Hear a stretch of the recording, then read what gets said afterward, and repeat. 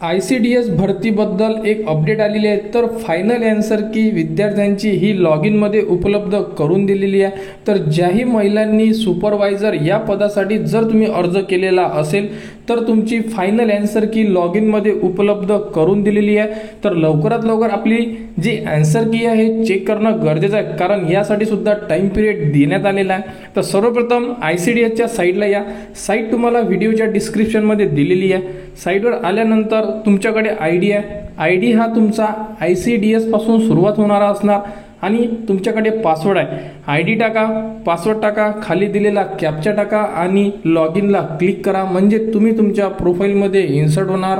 Log in केल्यानंतर बघू शकता ॲप्लिकेशन डिटेल्स, त्यानंतर कॅन्डिडेट रिस्पॉन्स। तर कॅन्डिडेट रिस्पॉन्सचं जे ऑप्शन दिलेलं आहे तिथे तुम्हाला सर्वप्रथम क्लिक करून घ्यायचं। तर कॅन्डिडेट रिस्पॉन्सला क्लिक करा।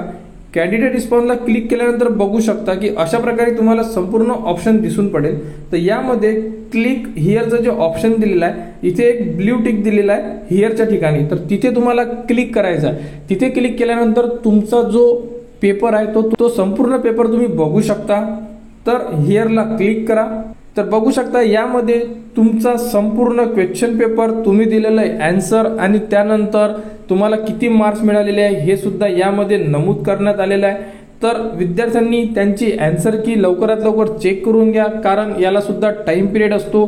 तर ICDS भरती सुपरवायझर या पदासाठी भरती झालेली होती। तर यांची प्रोव्हिजनल आन्सर की 1 महिन्या अगोदर आलेली होती, त्यानंतर आता फायनल आन्सर की आलेली आहे आणि आता यानंतर जे विद्यार्थी सिलेक्ट होतील त्यांची लिस्ट येणार आहे। तर आपल्या चॅनलला सबस्क्राईब करून ठेवा, कारण लिस्ट आल्यानंतर त्याबद्दलच्या संपूर्ण अपडेट तुम्हाला आपल्या चॅनलवर देण्यात येणार।